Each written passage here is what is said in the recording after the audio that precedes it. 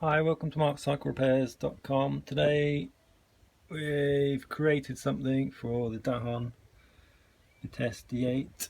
It's a simple little plastic bracket here which keeps the chain from jumping off, because the one that it comes with is not really that great. And as you can see, it's just a simple chain guide and held on with a chunky zip tie. So if anyone wants to buy one, give me a shout and I can 3D print you one. It's pretty straightforward. Alright, thanks for watching, see you next time.